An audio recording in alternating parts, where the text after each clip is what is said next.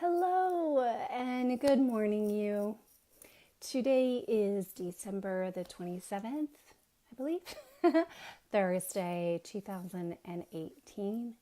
My name is Allison Nail-Malone, and for those of you that don't know me or don't know me well, I am a women's executive leadership coach as well as a mindfulness-based stress reduction mentor.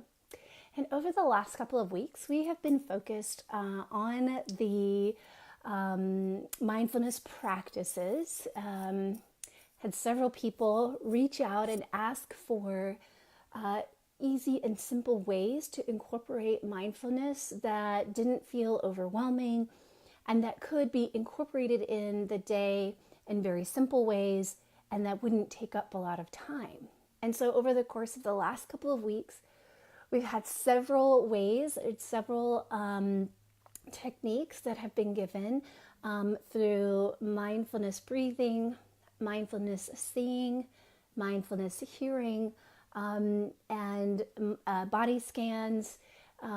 We even did a mindfulness yesterday on loving kindness and compassion.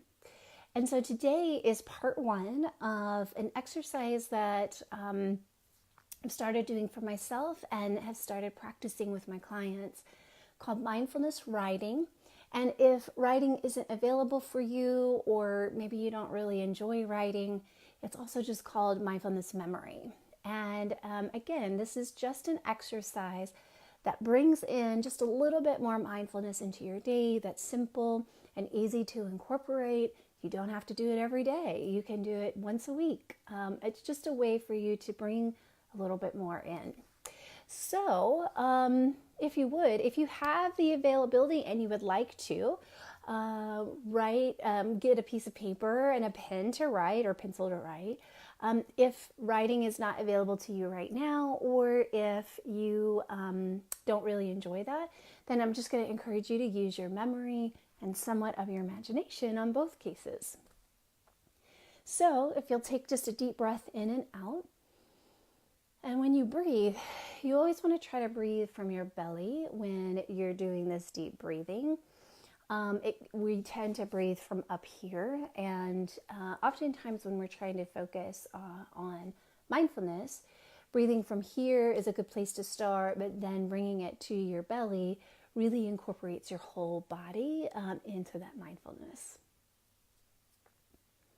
So what I'd love for you to do, if you're writing this, so you'll write based on the questions that I'm going to ask you. And as you use your memory and imagination, just kind of come to that place in answering those questions internally. You can have your eyes closed or keep them open. Good morning, Nate. So whatever is comfortable and available for you. So the first question is, I want you to think of a good memory. And just think, what's the first thing that comes to mind when a good memory comes, when someone asks you, tell me about a really good memory. What's one of the first things that comes to mind? So for me, one of my favorite memories is when I lived in Sedona, Arizona. Good morning, Teresa. And often I would go almost daily for a walk among the red rocks. And there is a particular place where I would go and just meditate or just sit and watch and listen to nature. And so that's the first thing that comes to mind when I ask the question, think about a really good memory. And maybe it's something that happened really recently for you. So as you think about this good memory, I want you to really reflect and remember, maybe even use your imagination a little bit on the sights that comes with that memory. So what were the colors of that memory? What were the smells of that memory? What are the textures of that good memory? Maybe what the temperature was of that good memory. So for my good memory, the colors are this rusty red color that comes with the red rocks. I typically remember how blue the sky was. The smells were the smells of the desert. It's kind of hard to explain what that smells like, but the smell of the desert and the dry heat, I love that smell. And then the textures, the rocks they're really smooth and bumpy in areas. And even just seeing textures of cactus. And then the temperature, my good memory, when I reflect on it, the temperature is this dry heat, probably close to 100. You're not really sweaty, but it's pretty warm. I love that feeling of the dry heat on my skin. So as you're reflecting on this good memory, who was around you, or were you alone? So if your good memory incorporates other people around you, why was having them there in that memory, in that moment, in that good memory, why did it make it such a good memory? And if you were alone, why was it a good memory that you were alone? So for me, in my memory, I'm actually alone by myself, yet there are people who are hiking on the red rocks all around me. So I can hear like the faint conversations of other people. I hear children laughing and playing on the red rocks. But I really enjoyed that moment by myself because before then, I really didn't ever give myself the permission to really enjoy and be joyful about the moments that I had by myself. So at that time in my life, it was really a big exploration and truly loving myself and loving that time by myself and not feeling lonely. And it felt really empowering. It felt really good. But I also knew that I wasn't alone because there were all of these people that were around me. I may not have been interacting with them, but they were around me. I could also hear animals. So maybe it's animals instead of people or being alone. But I could also hear animals around, like the different birds and things that would kind of scurry in between oh gosh, what are those bushes called? I can't think of the name of the bushes all of a sudden. But there are certain animals that live in these bushes, and I wish I could remember. But then there would be birds and certain animals that would eat on the cacti, and so I would hear or see them. And I just really loved the presence of Mother Nature. So as you continue to think about your memory, your good memory, or maybe you're already writing this down, what emotions were you experiencing in this good memory? So for me, I was feeling a deep sense of peacefulness, of gratitude. And I was also a little uncomfortable because I was still learning to be by myself and be okay with that. So I was feeling a little uncomfortable, but yet I was also feeling a deep sense of peacefulness and gratefulness that I had the privilege to be able to do that. And as you connect with those emotions of your good memory, where did you feel that in your body? Maybe you even feel it now as you're thinking about that good memory. For me, that deep sense of peacefulness and gratitude really comes from my heart, and my uncomfortableness actually comes from kind of like that center part of my body, my gut, or for some people, they identify that as the third chakra. It could be where some people identify that's where your intuition comes from. So I was really uncomfortable there, so I felt it, and I can actually feel it now. But I could also feel like that deep sense of gratitude and peacefulness in my heart at the same time. I can feel it now. Are you feeling yours? So in this good memory, in that space, as you think about the colors and the textures, you think about the people or animals, or perhaps you were alone, and you're also reflecting on the emotions as you connect with that memory.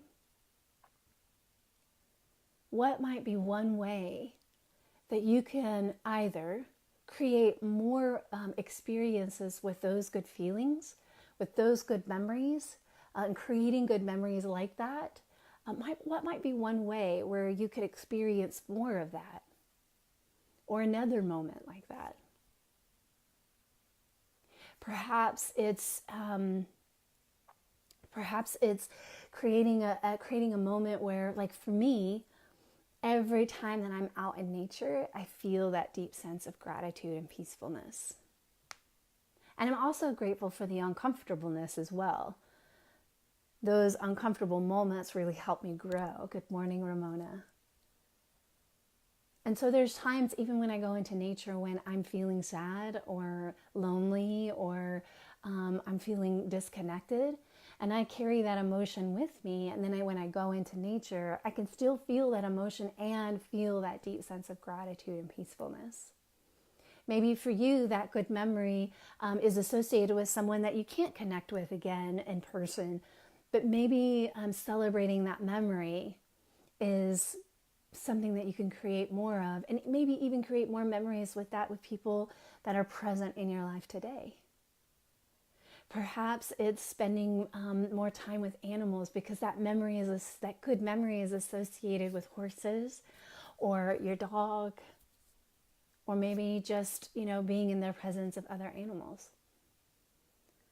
So I'd really love to encourage, and I'd invite you to really think about how you could create just one more good memory that's very similar to the one that you've been thinking about. Good morning, Mike.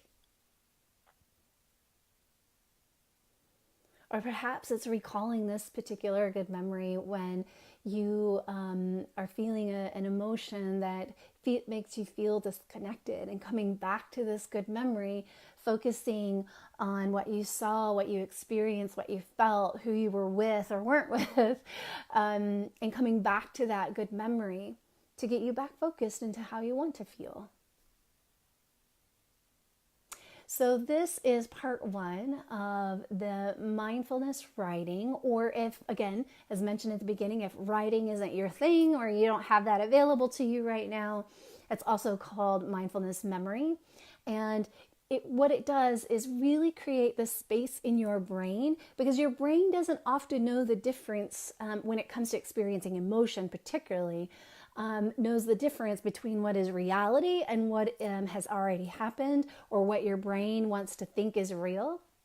And that good memory actually creates good feelings. It creates a space for you to refocus on becoming grounded, whatever it is for you that you need in that moment. That good memory really helps bring and kind of creates for your brain a space to be more creative, and focused on feelings and emotions that help ground you, or really help, like, for example, if you're going into work and you are feeling stressed out before you even walk in the door, coming back to this good memory is a great practice, or memory writing or mindfulness writing is a great practice to come back to feeling back into your body. Oftentimes when we feel overwhelmed or stressed or disconnected is because we're not connected with how we're feeling or how our body is feeling. And this mindfulness memory or this mindfulness writing practice really helps with that. So I'd love to know if you've practiced this today. How did you feel? What came for you as you experienced this? And for those of you watching the replay, I'd love to hear what your experience was in this part 1 of the mindfulness writing, or also it's called mindfulness memory technique. The purpose of these mindfulness messages is just to bring in 10 minutes or less, a technique or practice or awareness around mindfulness into your day. I hope today is incredible, and I hope that you experience more good memories today with the people that love you and that you love as well. I'll see you tomorrow at 7:20. Then that's 7:20 a.m. Central. And starting after the first of the year, we'll be moving our mindfulness practice, our mindfulness message, to 6:40 in the morning. So I'll see you back here tomorrow at 7:20 a.m. Have a great day.